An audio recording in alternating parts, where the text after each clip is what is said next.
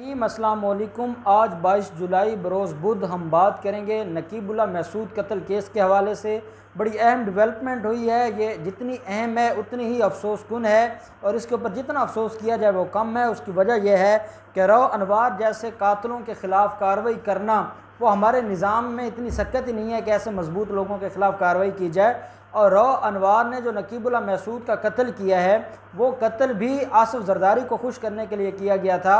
और जो उसके बारे में हमने अफवाहें सुनी थी कि वो जो आसिफ जरदारी है, जो उसके फैमिली मेम्बरान हैं, उनका कोई रिलेशन था और उस रिलेशन की वजह से वो नाला थे नकीबुल्लाह महसूद से। नकीबुल्लाह महसूद जो कि मॉडलिंग वगैरह भी करता था, और आजकल जो आसिफ जरदारी की फ़ैमिली में से कोई एक टिक टॉकर बनने लगी है, तो वहाँ उनके रिलेशन का जो एक किस्सा हम सुनते हैं, तो उस बुनियाद पर 2018 में इस मज़लूम को और इस बेगुनाह और मासूम आदमी को कत्ल कर दिया गया था। जब कत्ल किया था तो कत्ल करने के बाद इनके ख़िलाफ़ दहशतगर्दी का मुकदमा दर्ज किया गया। इनको दहशतगर्द डिक्लेयर किया गया। दहशतगर्द डिक्लेयर करने के बाद जो आम आदमी है सोशल मीडिया के ऊपर इनके ख़िलाफ़ आ गया था पुलिस के, और उसके बाद सुप्रीम कोर्ट ऑफ पाकिस्तान ने और चीफ जस्टिस साकिब निसार ने इसके ऊपर सोमोटो लिया था और सारे मामलात को देखा था। पहले रौ अनवार भागा हुआ था, फिर रौ अनवार को सुप्रीम कोर्ट के अहाता से गिरफ़्तार कर लिया गया था। और मैं समझता हूँ कि उसकी गिरफ़्तारी जो थी, जो उसके ख़िलाफ़ जो केस था, वो जस्टिस साकिब निसार का बहुत बड़ा एहसान है इस कौम के ऊपर कि वो अगर इसके अंदर इंटरफेयर ना करते तो ना वो अरेस्ट होता और ना उसके ख़िलाफ़ केस बनता, और उसका भी वही हाल होता जो हमारे यहाँ लाहौर में मॉडल टाउन केस के हवाले से हुआ है। बहरहाल वो गिरफ़्तार हो गए। गिरफ़्तार होने के बाद रौ अनवार की ज़मानत हो गई, और जो बाकी 5 मुलज़मान थे, जो छोटे मोटे ऑफिसर्स थे, उनकी दरख्वास्त ज़मानतें खारिज हो गई थी। और इस वक्त ट्रायल पेंडिंग है। ये 17 लोग हैं टोटल जिनके ख़िलाफ़ ये केस है, और इसमें फ़र्द जुर्म आयद हो चुकी है। और फ़र्द जुर्म आयद होने के बाद गवाहों के बयानात कलम बंद हो रहे हैं। ऐसे में 2 अहम गवाह मुकर गए हैं। 2 अहम गवाहों ने रौ अनवार की तरफ अपना झुकाव कर दिया है। 2 अहम गवाह प्रेशराइज़ हो गए हैं, उनको प्रेशराइज़ किया गया है।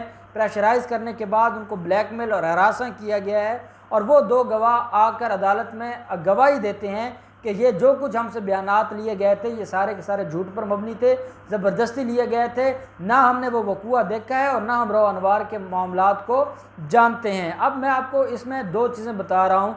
एक तो बड़ी ख़बर तो ये है कि जो मेन 2 गवाह थे वो विड्रॉ कर गए हैं और वो मुकर गए हैं, और उन्होंने कहा है जी कि हमने ऐसा कुछ नहीं देखा। अब हमेशा क्या होता है, हमेशा ये होता है कि जब भी प्रोसिक्यूशन कौन है, सिंध पुलिस है। सिंध पुलिस ने जब ये केस बनाया और ये केस बनाने के बाद उन्होंने गवाहान रखे, उस वक्त साकिब निसार का प्रेशर था, उस वक्त सोशल मीडिया का प्रेशर था। उन्होंने मुख्तलिफ गवाहों के गवाह लिखे, और वो ओरिजिनल गवाह थे जिन्होंने उस वक्त सारी की सारी चीज़ें सामने लेकर आए थे। अब होता ये है कि वो गवाह, जब भी कोई गवाह मुनहरफ होना चाहता है तो प्रोसिक्यूशन के नॉलेज में होता है कि कौन सा गवाह मुनहरफ होना चाहता है, और वो ऐसे गवाह को कभी भी अदालत में पेश नहीं करते। और अगर अदालत में पेश किया जाए तो फिर क्या होता है कि वो गवाह अगर बयान दें, और वो बयान उनका 2 तरीके का बयान होता है। अगर वो गवाह अपने स्टेटमेंट पूरी दे दें और उस स्टेटमेंट में कहीं ना कहीं मुलज़िम को रिलीफ दें, तो जो प्रोसिक्यूशन होती है वो अदालत से कहती है कि हमें अपने गवाह के ऊपर जिरा करने की इजाज़त दी जाए। और या ये तरीक़ाकार होता है कि वो गवाह पहले ही वो बयान देते ही नहीं है, वो कहते हैं जनाब हमने जो 161 की स्टेटमेंट दी थी वो हमने नहीं दी थी, वो हमसे ज़बरदस्ती ली गई थी, और उसकी बुनियाद पर उनका नया बयान होता नहीं।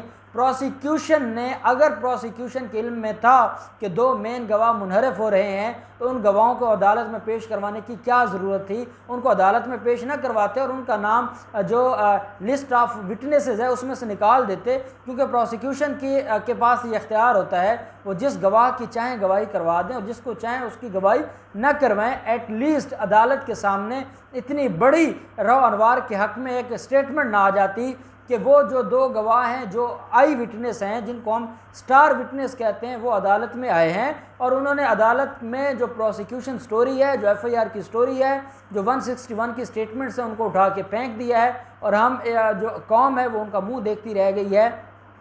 और ये इतना बड़ा जुल्म हुआ है इस केस के साथ कि जिसके ऊपर जितना दुख किया जाए वो कम है। लेकिन क्योंकि वो माफियाज हैं और जरदारी माफिया है और जरदारी माफिया का ये सरगना है रॉ अनवार, इनको कौन सज़ा दे सकता है? कौन सा निज़ाम है? ये वो निज़ाम है जो इन्होंने बनाया है, ये वो निज़ाम है जिनके ये सबसे बड़े मुहाफ़िज़ हैं, ये वो निज़ाम है। इस निज़ाम को शायद ख़ाक़ान अब्बासी या एहसन इकबाल या ख्वाजा आसिफ ख़त्म नहीं करवाना चाहते, इस निज़ाम को समंदर बुर्द नहीं करना चाहते। इस निज़ाम के बारे में वो नहीं कहते कि बंद कर दिया जाए, वो कहते हैं उस निज़ाम के बारे में जो इनसे पूछता है उसको बंद कर देना चाहिए। और ये इतनी अफसोस वाली ख़बर है कि जिसके ऊपर जितना अफसोस किया जाए वो कम है। ये दो गवाह कौन से हैं उसकी मैं आपको डिटेल बता देता हूँ। ये दोनों पुलिस मुलाजिम हैं, एक का नाम शहजाद जहांगीर है और दूसरे का नाम राना आसिफ है। ये दो गवाह अपने बयान से मुनहरफ हो गए हैं और इनके बारे में जो गवाह राना आसिफ है और दूसरे गवाह हैं, उन्होंने कहा जी कि हमने ना कोई ऐसा वाक़या देखा है और ना हम इस मामले को जानते हैं। जो वकील हैं जो मुदई कौन है? पहले नकीबुल्लाह महसूद का बाप था, उसकी डेथ हो गई थी और उसकी डेथ के बाद उसका भाई इसमें बन चुका है, मुदई बन चुका है। उनका जो वकील है उनकी जो स्टेटमेंट है उसने अदालत में ये कहा है कि रॉ अनवार ने इनको सलाहुद्दीन जो एडवोकेट हैं, सलाहुद्दीन एडवोकेट साहब ने अदालत में ये कहा है कि रॉ अनवार के दबाव में आकर इन्होंने अपने जो गवाही है उससे इनहराफ किया है। अब क्योंकि मुदई अलग चीज़ है, प्रोसिक्यूशन अलग चीज़ है, गवाहों को पेश करना, गवाहों को मुनहरफ करवाना, गवाहों के ऊपर जिरा करना, अपने गवाहों के ऊपर या किस गवाह को पेश करना है किसको नहीं करना, ये प्रोसिक्यूशन के पास होती है। प्रोसिक्यूशन कौन है? सिंध हुकूमत। और जो बाकी मामलात हैं, मुदई बेचारा तो वो खड़ा होता है, मुदई के पास तो कोई इख्तियार ही नहीं है। मुदई ने अगर एक दरख्वास्त भी देनी है तो वो प्रोसिक्यूशन के थ्रू देगा। ये हमारे क्रिमिनल लॉ का ये निज़ाम है। तो वो उनके जो वकील हैं मुदई के सलाहुद्दीन एडवोकेट साहब, उन्होंने अदालत से कहा कि जनाब ये बड़ी ज़्यादती हो रही है, ये रॉ अनवार के दबाव में हो रहा है। और जब दरख्वास्त ज़मानत उसकी आप उसको ज़मानत दे रहे थे तब भी हमने कहा था कि ये गवाहों को मैनेज करेगा और उसने वो करके दिखा दिया है और मेन गवाहों को उसने उनका बयान ले लिया है।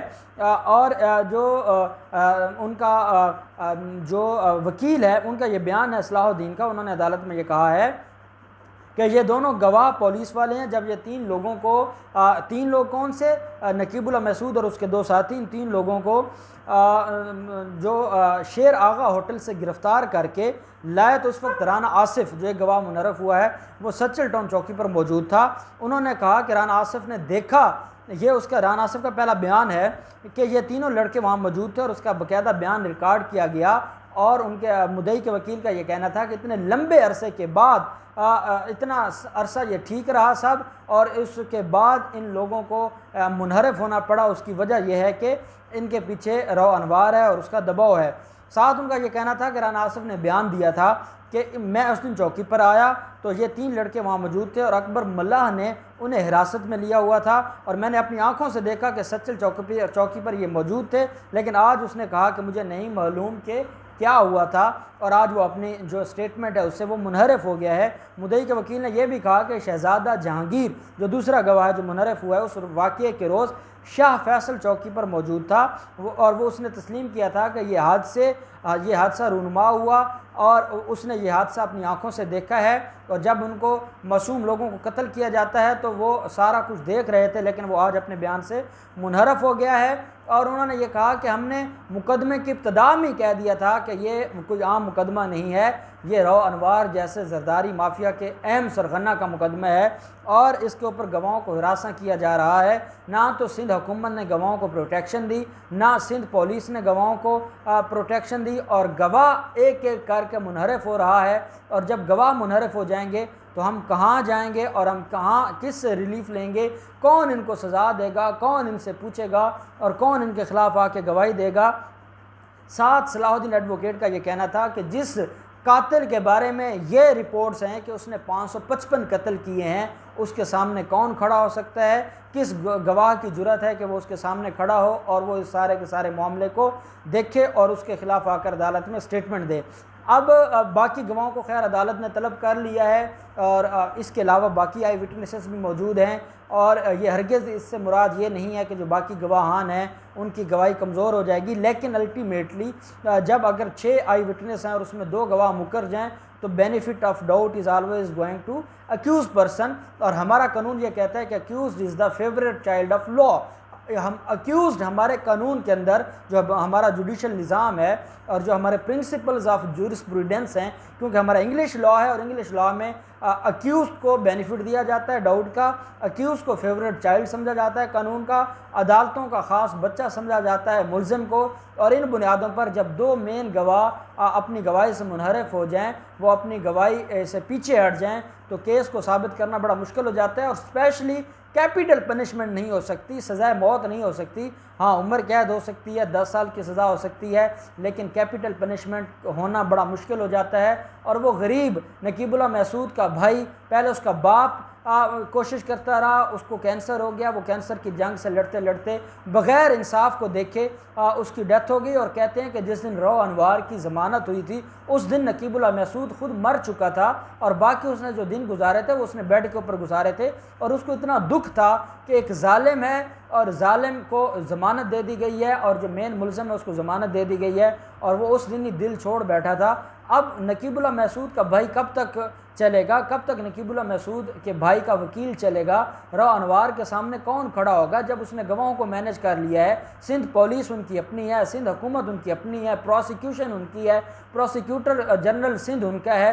कौन उनको सज़ा होने देगा? कौन उनको पूछने देगा? कोई नैब है या बाकी हैं? चलो वो वफाकी इदारे हैं, प्रोसिक्यूशन तो सूबाई इदारा है, सिंध पुलिस वो सूबा देखता है। ऐसे सारे मामलात में ना आसिफ जरदारी, ना बिलावल जरदारी, ना बख्तावर भुट्टो, ना आसफा जरदारी और ना ही जो फरियाल तालपुर है और ना ही मुराद अली शाह है जो रौ अनवार को सज़ा होने देगा।